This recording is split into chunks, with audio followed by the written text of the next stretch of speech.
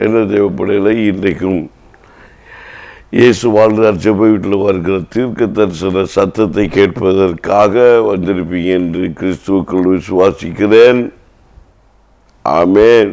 தொடர்ந்து சில சத்தியங்களையும் சில வேதத்தின் ரகசியங்களையும் வேதத்தின் மகத்துவங்களையும் பரலோகராஜ்யத்தை குறித்த விளக்கங்களையும் ஆவியானவர் தீர்க்க தரிசனம் மூலமாக நான் பேசிக்கொண்டிருக்கிறேன். நானே உணர்கிறேன். என்ன தெரியாமலேயே சில வார்த்தைகளை வசனத்தை இன்றைக்கு ஒளிபரப்பு மூலமாக நான் பேசுகிறதை கண்டு நான் நிகழ்ச்சி அடைகிறேன். இந்த அநேகர் யார் பரலோகராஜ்யத்தில் யார் பெரியவனாய் இருப்பான் என்றுதான் சீசருடைய கிறிஸ்துவிடம் தொடுத்த ஒரு வார்த்தை. அதனால சொல்ற ஆவி எங்கே இருக்குது, ஆவின்னா என்ன, பரிசுத்த ஆவின்னா என்ன, அபிஷேகம்னா என்ன, யார் பெரியவனாக இருப்பான். சீசரோட அந்த கேள்விக்கு பதில் வேதத்தில் பல மகத்துவம் மூலம் ரகசிய மூலம் வெளிப்படுகிறது. இயேசு கிறிஸ்து அதுக்கு என்ன பதில் சொன்னார்னு நான் முடிவில் உங்களுக்கு சொல்லி கொடுப்பேன். ஆமேன். ஆனால் அதுக்கு முன்னாடி சொல்கிறேன், இயேசு கிறிஸ்து முதலாவது சொன்ன ஒரு வார்த்தையை உங்களுக்கு நான் வைக்கிறேன். பரலோக ராஜ்யத்தில் ஆமேன் எவன் பெரியவனாக இருப்பான்னு சீசர் கேள்வி கேட்டாங்க. பரலோக ராஜ்யத்துக்கு ஒரு மனுஷன் ஆண்டவர் காட்டுறார், சின்ன பிள்ளையை காட்டி சொன்னார். நான் அவருக்கு வைக்கிறேன், மேற்கோள் காட்டுகிறேன். ஒரு மனுஷன் சிறு பிள்ளையை போல் ஆகாவிட்டால் பரலோக ராஜ்யத்தில் பிரவேசிக்க மாட்டான் என்று மெய்யாகவே நான் உங்களுக்கு சொல்லுகிறேன். இந்த வார்த்தையை தான் நீங்கள் அடித்தளமாக வச்சுக்கொள்ளுங்க. இந்த வார்த்தையை நீங்கள் எப்பவும் மாறக்கூடாது. இது ஒரு இயேசுன ஒரு வார்த்தை. இயேசுகிட்ட கேட்ட கேள்விக்கு பதில் உங்களுக்கு நான் உண்மையாக வச்சிருக்கிறேன். ஒரு மனுஷன் சிறு பிள்ளை போல மாற்றப்படணும். இதுதான் ஜட்ஜ்மெண்ட்டுக்கு முடிவு. அப்போ கள்ளம் கபடு இல்லாத ஒரு பிள்ளையா மாறும். அவன் தான் பெரியவனாக இருப்பான். தான் உண்மை. சரி, ஒரு இருக்கட்டும். இது ஒதுக்கி வைத்துக் கொள்கிற சத்தியத்தை. ஆனால் வசனத்தில் அநேக வார்த்தைகள் சொல்லப்பட்டிருக்கிறது. எவன் பெரியவன் என்று, எவன் சிறியவன் என்று. பரலோகராஜ்யத்துக்குள்ள கிடையாது. ஆமேன்.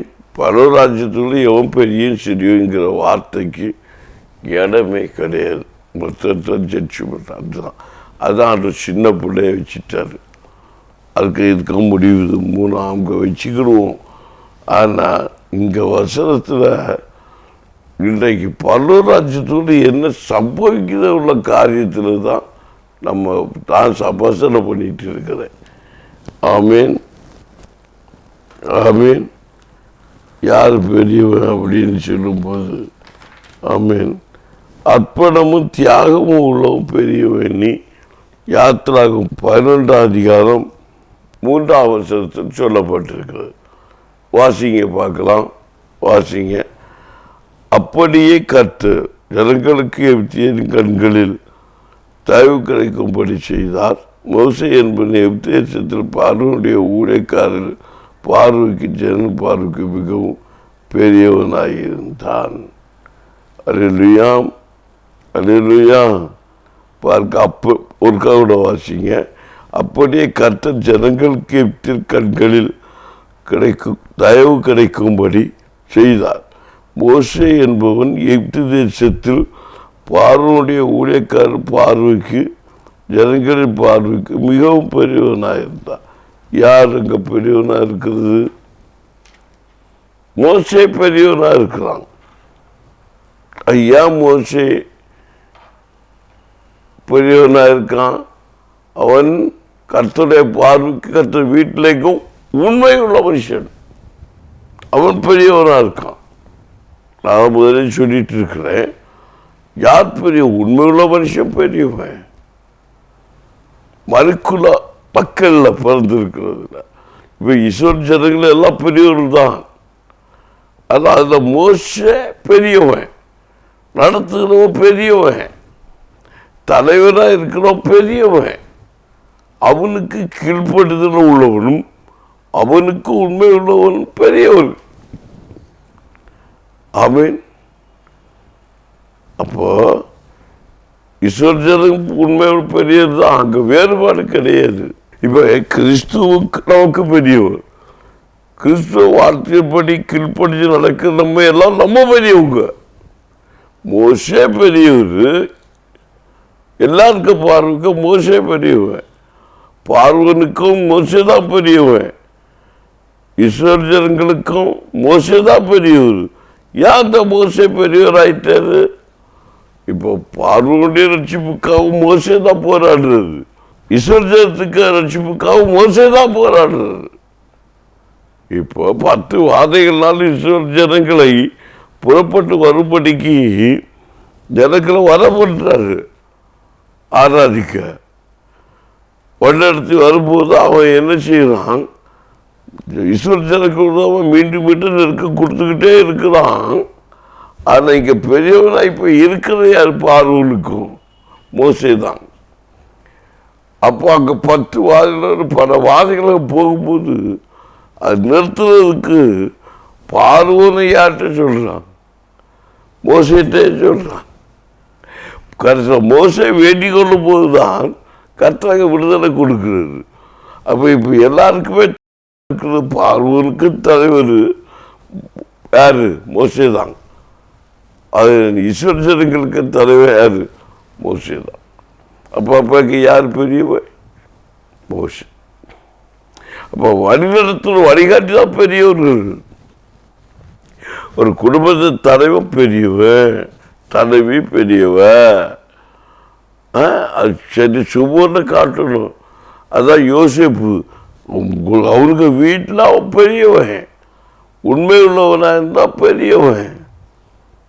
மோசே பெரியவன், கர்த்தரை பார்வைக்கு எல்லா வீட்டுக்கும் முன்பாக என் வீட்டில் எங்க உண்மை உள்ளவன் பெரியவன். ஆமே. அப்படி கர்த்தர் ஜனங்கள் கேட்டு கண்கள் தயவு கிடைத்து பலி செய்தார். மோசே என்பவன் எகிப்து தேசத்தில் பார்வோடைய ஊழியக்காரர் பார்வைக்கும் ஜனங்களின் பார்வைக்கும் மிகவும் பெரியவனாயிருந்தார். எல்லாருக்கும் பார்வைக்கும் இப்போ யாரு? மோசே தான் பெரியவன். ஏன்? வசனம் அவனுக்கு சாட்சி போகிறது. ஆண்டவரை கர்த்தர் அவருக்கு சாட்சி போயிருந்தான், மோசே எங்கு என் வீட்டில் உண்மை உள்ளவன் பெரியவனாக இருப்பது காரணம். ஆமீன். அர்ப்பணமும் தியாகமும், அவனுக்கு தியாகம் அர்ப்பணம் என்ன வெடிப்பாருன்னா அர்ப்பணமும் தியாகமும். ஆமீன். ஜனங்களுக்கு மேல ஓட்ட பக்தி வைராக்கியம் அவனை என்னாக்கிட்டு தலைவனாக்கிட்டு பெரியவனாக்கிட்டு எங்க ஆக்கிச்சு? அவன் பார்வனுடைய பாதுகாப்பு வளர்ந்தவன், பார்வனுடைய சக்கர கிரியைகளை கற்று தேர்ந்தவன். ஆமேன். அங்கேதான் வளர்ந்தவன், கலந்தவன், எல்லாம் உங்களுக்கு தெரியும். ஆனால் இஸ்ரவேல் ஜனத்தின் மகன், புத்திரன், பிள்ளை. அந்த இஸ்ரவேல் ஜனங்களை பாதுகாப்புக்காக தான் வெளியாங்கன்னு வந்தான். வந்த உடனே இவனுக்கு தேவைக்கு தான் யுத்தம் செய்ய போனான். அங்கே 2 பேரும் அடி வச்சுட்டு இருந்தாங்க. ஒரு இஸ்ரவேலுக்கும் ஒரு பார்வனுக்கும் சண்டை நடக்குது. இவன் விளைய பிடிச்ச போய் அந்த பார்வனை அடிச்சு கொண்டு மண்ணுக்களை பூச்சி போச்சு வச்சுட்டான். பக்தி வைராக்கியத்தில் குலகாராகிட்டான். இவனுக்கு தண்டனை 40 வருஷம். போ ஆட்டுக்க போகிறோம். அன்றைக்கி அப்போவே ஜனங்களை கூட வந்து கலகம் பண்ணி கொண்டு போயிருப்பாங்க. முதல்ல மோசைய தண்டனை தண்டிச்சாரு. அதான் அர்ப்பணம் அங்கே இருந்துச்சு. முதல்ல ஜனங்களுக்கு மேலே கொண்ட பக்தி வைராக்கியத்தின் நிமித்தமாக தான் அவனுடைய வாழ்க்கையில் அவன் அடிப்பட வேண்டிய சூழ்நிலை வந்தது. பார்த்தீங்களா? அது போன அவனை காட்டு ஓடிட்டான். அடுத்த இவனுக்கு ஆண்களை 2 பேர் அடி வச்சுட்டு இருக்கிறான். இவன் ஓடி போனான். எடே இது செய்யாதடா, நம்ம சகோதரனு வழக்கு பிடிக்க போனான். உடனே அவங்க நீதிமாயிட்டாங்க. உன்னை பற்றி தெரியாத, நீ அவனுக்கு இப்படிதான் செஞ்ச, எங்களை இப்படிதான் செய்வா, போ, எங்களே கொண்டாந்து அப்படின்ட்டான். ஆகா போச்சுடா, இனி நம்ம என்ன சொன்னாலும் கேட்க மாட்டான்னு சொல்லிக்கிட்டு இவன் பணிந்து கொண்டு ஓடலாம் பாருங்க. ஒரு ஓட்டம் எங்க 40 வருஷம் காட்டுல வேணும். ஆனால் ஆண்டவர் விடல. 40 வருஷம் தண்டனை முடிஞ்சு மோசையே வான்னு சொல்லி முச்செடியை தரிசனமாக்கி கொடுத்து அவன் அப்படியே கொண்டு வந்து இஸ்ரவேல் ஜனத்துக்கு முன்பாக, பார்வோனின் சேனைகளுக்கு முன்பாக கொண்டு நின்ற வார்த்தை தான் இந்த அவசரத்தை நமக்கு படிக்கணும். எனக்கு இருக்கிற தேவைப்படுகிறேன். அப்போ யார் பெரியவன்? தாழ்மையும் அர்ப்பணிப்பும் உள்ள ஒரு மனுஷன் பெரியவன். அடுத்த வருஷத்தை பாருங்க, எஸ்ரா 9ஆம் அதிகாரம் 4ஆம் வசனத்திலிருந்து வாசிங்க. அப்பொழுது சிறையிருப்பிலிருந்து ஆமீன் வந்தவர்களுடைய குற்றத்தின் நிமித்தம் இஸ்ரவேலுடைய தேவனுடைய வார்த்தைகளுக்கு நடுங்குகிற யாவரும் என்னோட கூடி கொண்டார்கள். நானும் அந்தபடி செலுத்தப்பட்டும் திகைத்தவனாய் உட்கார்ந்து கொண்டிருந்தேன். அல்லேலூயா, அல்லேலூயா. 9 நாள் சொல்லப்பட்ட வார்த்தையில் ஜனத்தின் ஆமீன் நன்மையை நாடுபவன் ஆமீன் அவன் தான் யாரு பெரியவன்.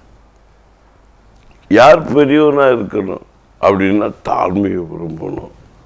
இங்க அப்பொழுது சிறை இருப்பிலிருந்து வந்தவருடைய குற்றத்தின் நிமித்தம் இஸ்ரவேலுடைய தேவனுடைய வார்த்தைகள் நடுங்குகிறவராயிருக்கு இவனுடைய கூடி கொண்டார்கள். நானே ஆமேன். அந்திபடி செலுத்த மட்டும் தேவத்தனாய் உட்கார்ந்து கொண்டிருந்தேன் என்று சொல்லப்பட்டிருக்கிறது. எஸ்ரா 10ஆம் அதிகாரம் 2ஆம் வருஷத்தை பார்க்கும்போது நியாயப்பிரமாணத்தை காத்து கொள்ளுகிறவன் பெரியவன். ஆமீன். நன்மையை நாடுபவன் பெரியவன். ஆமீன். இந்த வசனத்தை வார்த்தைகளை உடன்படிக்கைகளை காத்து கொள்கிறவன் பெரியவன் என்று நமக்கு தெளிவுபடுத்த முடிகிறது. ஒரு விஷயம் கூட அந்த ஆமீன் யாத்திரா 11:5 வாசிக்கும் போது அப்படியே கர்த்தர் ஜனங்களை எப்தரின் கண்களில் தயவு கிடைக்கும்படி செய்தார். மோசே என்பது எப்து தேசத்தில் பார்வனுடைய ஊழியக்காரனின் பார்வைக்கும் ஜனங்களின் பார்வைக்கும் மிக பெரியவனாயிருந்தார். மோசே சிறையிருப்புக்குள்ளாக மோசே தள்ளப்பட்டார். காரணம் என்ன? அதாவது நான் உங்களுக்கு சொன்னேன், காரியம் வெளிச்சம் ஆகிவிட்டது, தன் செய்த தவறு வெளிப்பட்டு விட்டது. ஆகிய அவன் சிறைப்பட்டு போகிற அனுபவம் வந்து விட்டது. ஏன் நாம் சிறைப்பட்டு போக வேண்டும்? நம்முடைய வாழ்க்கையில் நாம் ஏன் சிறைப்பட்டு போய் நிற்கிறோம்? பரலோகராஜ்யத்துக்குள்ள வசிக்கிறோம். நாம் பரலோகராஜ்யத்தில் பெரியவராக இருக்க விரும்பாதபடியினாலே பரலோகராஜ்யத்தில் இருந்து கொண்டு தேவனுடைய ராஜ்யத்துடைய புத்திரிகளாக இருந்து கொண்டு நம்முடைய வாழ்க்கையில் படுகிற அவிசுவாசத்தின் நிமித்தமாக பரலோகராஜ்யத்தில் நிந்திக்கப்பட்ட பிள்ளைகளாக பரலோகராஜ்யத்தில் இருந்து விலகி கொண்ட பிள்ளைகளாக நாம் மாறுகிறபடியினாலே நம்முடைய வாழ்க்கையிலே சமாதானம் இல்லை, நம்முடைய வாழ்க்கையிலே சந்தோஷம் இல்லை, நம்முடைய வாழ்க்கையில நிம்மதி கிடையாது, நம்முடைய வாழ்க்கையில் கஷ்டமை தீரவில்லை, நம்முடைய வாழ்க்கை நமக்கு பெற்றுக்கொண்ட சிறையிருப்பு கடப்பாறைகளை சிறையிருப்பு விடுதலை பெற்றுக்கொள்ள முடியவில்லை. என்னை கேட்க தெய்வ பிள்ளைகளே, நாம் எங்கே விழுந்தோம் என்று நாம் அறியாதபடிக்கு என் நம்முடைய கண்கள் குருட்டு கண்களாக இருக்கிறபடியினாலே நம்முடைய வாழ்க்கையில் இருந்து கர்த்தரை மறந்து, கர்த்தருடைய கற்பனைகளை மறந்து, கர்த்தருடைய வசனங்களை மறந்து, கர்த்தருடைய ஞானங்களை இழந்து போகிறவர்களாக கர்த்தருடைய ஞானத்தை சிறைப்படுத்தப்படுவதற்கு விட்டு கொடுத்து விட்டு இருளை பற்றி கொண்டு ஒளியை பகைத்து விட்டு இருளை பற்றி கொண்டு கர்த்தருடைய மகத்துவத்தையும் கர்த்தருடைய வார்த்தையும் கர்த்தருடைய வசனத்தையும் மறந்தவர்களாகி, இயேசுவை மறந்தவர்களாகி, அவருக்கு வாக்கியத்தை மறந்தவர்களாகி, அவருடைய கலக்கங்களை வேதனைகளை எல்லாம் ஓமாக்கி கொண்டு ஆண்டவருக்கு பிரியமில்லாத காரியங்களை செய்து கொண்டு, நானும் பரவராஜ்யத்தின் வாசி, நானே ரட்சிக்கப்பட்டவன், நான் கிறிஸ்துக்குள் வாழ்கிறவன், ஐயோ எனக்கு இந்த கண்பாரம் தீராதா, ஐயோ எனக்கு இந்த வேதனை தீராதா, எனக்கு இந்த கஷ்டம் மாறாதா என்று கண்டு கலங்கி கொண்டு இருக்கிற என் தெய்வ பிள்ளையே, போதுங்கிற மனசு உண்மையின் உத்தமம் உள்ளவனாய் நீ இருக்கும்போது பரவராஜ்யம் உனக்குள்ளே இருக்கிறது என்பதை உறுதிப்படுத்தி தெய்வ நன்மை, தெய்வ ஆசீர்வாதம் உன்னை தொடர்ந்து கொள்ளும் என்று கர்த்தராகி ஆண்டவர் இன்றைக்கு உனக்கு பேசி கொண்டிருக்கிறார். அநேகர் சொல்லி கொண்டு இருக்கிறாங்க, எனக்கு நிம்மதி கிடையாது. எங்க ஆண்டவர் இருக்கிறாரு. சாட்சி, நிறைய சாட்சியை நான் சொல்ல முடியும். நான் ரொம்ப கோபமாக பேசுவது வழக்கம். சபையில் சில விசுவாச பிள்ளைகளிடத்துலலாம் நான் சில வேலைகளை நான் படுகிற கோபம் எல்லாம் எல்லைக்கு அப்பாற்பட்ட கோபம் வரும். நான் சொல்லுவேன், இப்படித்தான் அப்படின்னு சொன்ன அப்படித்தான். அவ்வளோ விசுவாசத்தில் பொய்த்தெல்லாம் பேசி விடுவேன். இதுனா இது கர்த்தருக்கு அற்புதம் செய்வார். அதனால நான் நேசிக்கிற ஒரு பிள்ளைடைய குடும்பத்தில் அவனுக்கு ஒரு வேலை காரியத்துக்காக ஆண்டவர் சொல்றாரு, இன்னும் வெள்ளிக்கிழமை அந்த புள்ளாவை அங்கேருந்து ஃப்ளைட் ஏறுபடிக்கு போக வேண்டிய நேரம் இங்கே ஜெபித்து பதில் சொல்லிக்கிட்டு இருக்கேன். இப்போ கூட அவங்க பதில் வரலாம், அழைப்பு வரலாம். ஆனால் ஒரு 20 நாளுக்குள்ளாலே வேலைக்கு அழைப்பு வரும் அப்படின்னு ஆண்டவர் பேசிகிட்டே இருந்தார். உங்கள் அதை கேட்கல. இந்தியாவுக்கு டிக்கெட்டை போட்டாச்சு. போட்டதுக்கப்புறம் நான் மீண்டும் சுவாமியோட பேசிகிட்டு இருக்கிறாரு. இல்லை பார்த்து நிறைய நாட்கள் ஆகிவிட்டு ரொம்ப கஷ்டம் அப்படின்னு எனக்கு ரொம்ப வேதனை ஆகிவிட்டது. ஆண்டவரே என்று சொல்லி கலங்கி கொண்டு பிள்ளை திரும்புகிறாளே என்று சொல்லி வேதனைப்பட்டு கொண்டிருந்தேன். ஆண்டவர் அப்போது இந்த சகோதரிக்கு, என்னோடு இருக்கிற போதக சகோதரி, அவங்களுக்கு சொல்லிட்டு இருக்கிறாரு, இப்போ கூடவும் பிள்ளைக்கு அழைப்பு வரும். அதே நேரத்தில் போன் கால அழைப்பு வந்திருக்கிறது. அதெல்லாம் அவங்களுக்கு போக முடியாத சூழ்நிலை. வேறு பிள்ளை இந்தியாவுக்கு வந்துட்டாங்க. என்னை கேட்கிற தெய்வ பிள்ளைகளே, எவ்வளோ விசுவாச குறைவு. வசனத்தை, தேவனுடைய வார்த்தையை, தேவனுடைய பிள்ளையுடைய வார்த்தையை அவன் முத்திரிக்கப்பட்ட வார்த்தையை அங்கே எண்ணிக்கொள்ளாதபடிக்கு, விசுவாசம் உறுதிப்பட்டு நிற்காதபடிக்கு, தேவனுடைய பிள்ளைகள வார்த்தையை நாம் ஏற்றுக்கொண்டு நிலநிற்க முடியாதபடிக்கு என்று தடுமாறி கொண்டிருக்கிறோம். பாலும் தேனும் ஓடுகிற கானானை உனக்கு தருகிறேன் என்று கர்த்தர் சொல்லி வாக்குத்தப்படப்பட்டுதான் கர்த்தர் எவ்வித அனுபவத்தை கொண்டு வராது. ஆனால் ஜனங்களுக்கு அது குறித்த உணர்வே கிடையாது. அவங்களுக்கு எல்லாம் தேவை அன்றைய ஆகாரம். இஸ்ரவேல் ஜனங்களுக்கு மோட்டாட்டத்தை பாருங்க, உனக்கு கொழுவு என்ன வேணும்? அங்கே காலத்தை ஆண்டி விட்டாங்க, சாப்பாட்டு கஷ்டப்படுற ஆண்டவரை, எங்களுக்கு நாங்கள் வேலை செய்யணும், நாங்கள் ரொம்ப கஷ்டப்படுறோன்னு, உங்களை ஆராதிக்க நேரம் இல்லை அப்படின்னு சொல்லிட்டு இருந்த மனுஷங்கெல்லாம் இப்போ ஆண்டவரை ஆராதிக்காம சாப்பாட்டு கேட்குறான். அங்கே செஞ்ச தப்பை இங்கே ஆண்டவருக்கு ரொம்ப செய்கிறான். அங்கே வக்கோலாம் அதை தான் அறுத்து குவிச்சிக்கிட்டு இவனுக்கு என்ன சாப்பாடு மட்டும்தான் கிடச்சி படைச்ச ஆண்டவருக்கு தேட மனசு இல்லாமல் முடியாமல் போச்சு. அதனால கஷ்டப்பட்டு ஆடுதான். ஆண்டவரே, உங்களை எனக்கு ஆராதிக்க முடியல நீ அங்கே இருந்து ஜெபிச்சான் பாருங்க, கண்ணீர் ஆளுதான். இந்த கண்ணீரை கர்த்தர் கண்டு அவங்கள் ஆளோட்டிகள் மூலம் படுகிற வேதனையை கண்டு ஜனங்களை மோசைங்கிற மனுஷன் மூலமும் ஆமை வேறு பிரிச்சு எடுத்து அவருடைய சிறையிருப்பை திருப்பி அவர்கள் அங்கே இருந்து கொண்டு வந்து, அதுதான் இந்த வசன பகுதி. எஸ்ரா 4:9 10:2 எல்லாம் சொல்லப்பட்டிருக்கிறது. 11:2 இப்படி இந்த வருஷத்தில் சொல்லப்பட்டிருக்கிறது. தேவப்படைகளை கொண்டு வருகிற ஆண்டவரை குறித்து ஒரு எண்ணம் இல்லை, ஒரு எண்ணம் இல்லை, ஒரு சிந்தனை இல்லை. அங்கே கொண்டு வந்து அங்கேப்பட்ட பாடுகள் எல்லாம் மறந்து இப்போ அவங்க என்ன செய்யறாங்க, இங்கே வந்து இருந்துக்கிட்டு வேதப்படுறாங்க. அங்கே ஆண்டவரை ஆராதிக்க முடியறதுனாலதான் இங்கே வந்துக்கிட்டு சாப்பிட ஆகிறதுனாலதான். இதுக்கு அங்கே நாங்கள் இருந்திருப்பேன். அப்போ இங்கே இருந்தா நீ ஆண்டவரை ஆராதிச்சுட்டு இருந்தா உனக்கு வழி பிறக்காதா? இங்கே சாப்பாட்டுக்காகதான், அங்கே ஆண்டவரை ஆராதிக்க முடியலைன்னால்தான். இங்கே ஆண்டவருக்கு ஆராதிக்க நேரம் இருந்தும் ஆராதிக்கிறதுக்கு என்ன இல்லை, முடியாமதான். கொழுப்பை பற்றி ஐஸ்வர்ய ஜனத்துக்க ஆண்டவருக்கு பரவராஜ்யத்தின் ஜனங்களுக்கு பெரியவராக போய் கேட்டல, ஆண்டவர் பேசிட்டு இருக்காரு. இன்னும் பரவராஜ் ஈஸ்வர ஜனனால பரவராஜ்வாசி, பரவராஜ்யத்துக்குள்ளவன் இஸ்ரவேலை. பரவராஜ்யத்துக்குரிய மேனிதான் இஸ்ரவேல் ஜனம். அவங்கள அவர் கண்மலையில் தேர்னாலும் கண்மலையில் கோட்டையினால பாருங்க.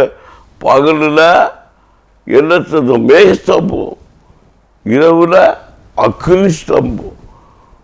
இன்னைக்கு முங்கிஞ்சானம் அரிப்பு ஆனம் அந்த ஆனம் இந்த ஆனம்னு வச்சாங்க. 7 மணிக்கு மேலே 8 மணிக்கு மேலே 10 மணிக்கு மேலே உறக்க மணியன்னு அவருக்கு தேவையில்லை. கீழே எல்லாம் இதெல்லாம் பிடிச்ச மாவு. இந்த மாவை எல்லாம் கொண்டு கடலில் போடு, ஆண்டவருக்கு பிரியமானபடி வாழு. இந்த மாவு பிடிச்ச மாவு ஒன்று பரலோகத்துக்கு கொண்டு போவாது. இஸ்ரவேல் சேனைகளின் தகப்பன் இயேசு வாழுகிற அவர்களுக்கு சொல்லுகிறார். ஜனங்களுடைய நடத்தல பார்த்தீங்களா? அங்காவும் அழுகிறது, ஆண்டவர் ஆராதிக்கணும், யாரும் இல்லை, ஆண்டவர் சாக்கு சாக்கு சொல்றான். இங்கே வந்தா ஆண்டவரே ஆண்டவர் நாளைக்கு நீ என்ன தின்னும் பாரம்பரிய ஒரு காரான்னு கொண்டு போக நடக்கிற வேடிக்கை. ஆசீர்வாதத்துக்காக ஓடிட்டு இருக்கிற 4 நாள் பண்டிகை என்ன ஆண்டவரை துதிச்சு மயப்படுத்த முடியல. விழிச்சிட்டு ஜெபம் பண்ணு, முடியல. ஜெபடு. அடுத்த வருஷத்தில் வரும். ஜபிக்கிற மனுஷன் தான் பெரியவன், துதிக்கிற மனுஷன் பெரியவன், ஆராதிக்கிற மனுஷன் பெரியவன். பரவராஜ்யம் பெரிய இவன் தான் பரவராஜ்யம் இருப்பான். அல்லாத பரவராஜ்யம் இருக்க மாட்டான். அவன் மிருகத்துக்கு ஒப்பானவனா இருப்பான். சுய இச்சையின் போய் நடக்க விரும்புகிறவன், சுய இச்சத்தில் நடக்க விரும்புகிறவன் அவன் சிறைப்படுத்தப்படுற ஒப்பாயிருப்பான். அடுத்த வருஷங்கள் வார்த்தை மூலம் நமக்கு அதுக்கு வச்சு பேச முடியும், கேட்க முடியும். இன்றைக்கு தேவை கிருபை பெற்ற பிள்ளைகளை நல்லா கவனிக்கணும். இதுதான் இந்த 2 வருஷம் நமக்கு போய்த்து கொண்டு இருக்கிறது.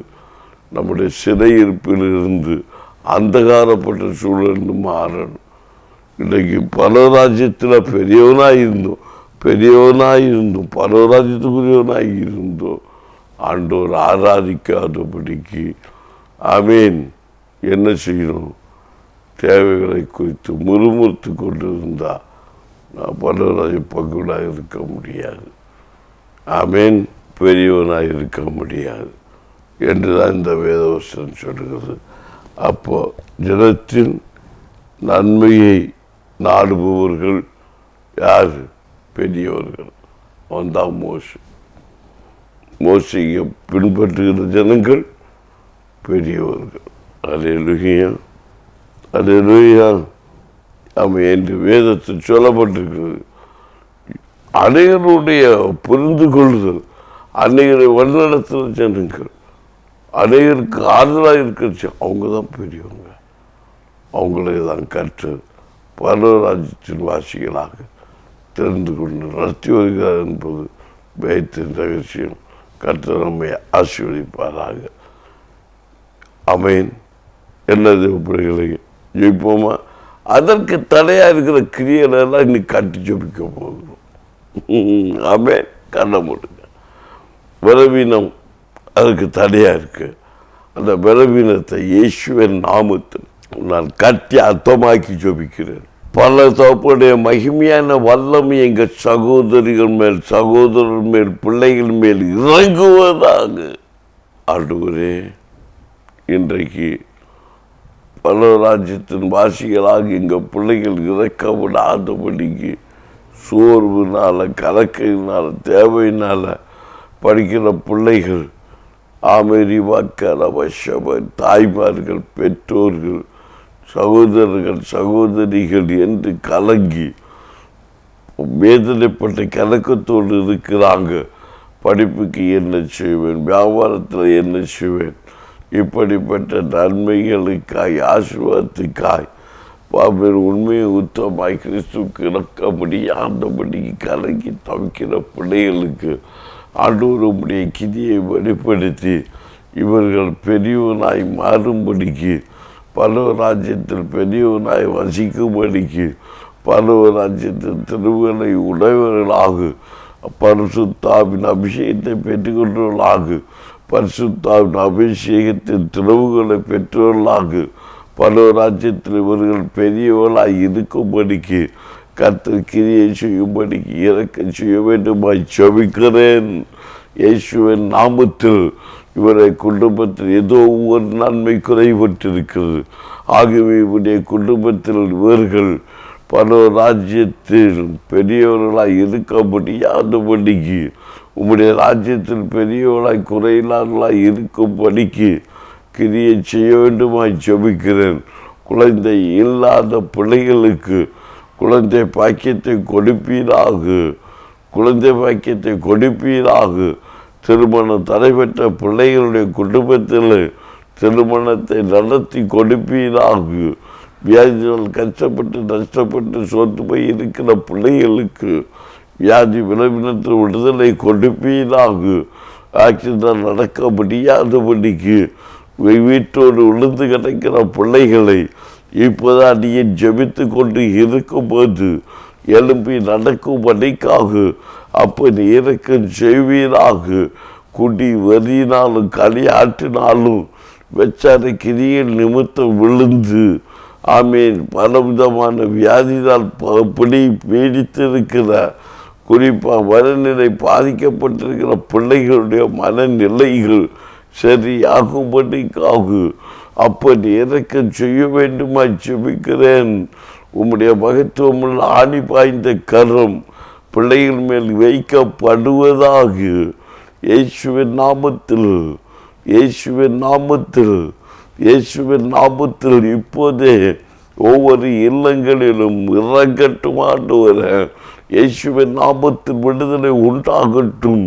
பிள்ளைகளுக்கு விரோதமாய், பல ராஜ்யத்தின் குடிகளுக்கு விரோதமாய், பல ராஜ்யத்தின் பெரியவர்களுக்கு விரோதமாய் போராட கிரியைகள், எல்லா துணைத்தனங்கள், அதிகாரங்கள், பல ராஜ்யத்தின் புத்திரர்களுக்கு விரோதமாய் போராட கிரியைகள், துஷ்டத்தை சக்திகள், துஷ்டன்ய கிரியைகள் இயேசுவின் நாமத்தில் சேர்ந்து போகும்படிக்காக அப்பன் இறக்கம் செய்வீராக.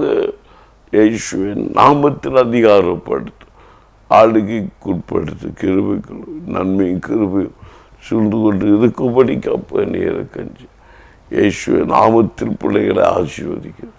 பல ராஜ்யத்தின் வாசிகளே நிமிர் வாழ்க. கர்த்தர் கிரியை செய்யும் நிரப்பு. நல்ல பிதாவே, ஆமென், ஆமென். இந்த தேவ பிள்ளைகளை நாளைய தினத்தில் வாங்க. கர்த்தர் கிரியை வெளிப்படும்படிக்கு கர்த்தர் கிரியை செய்வாராக. ஆமென்.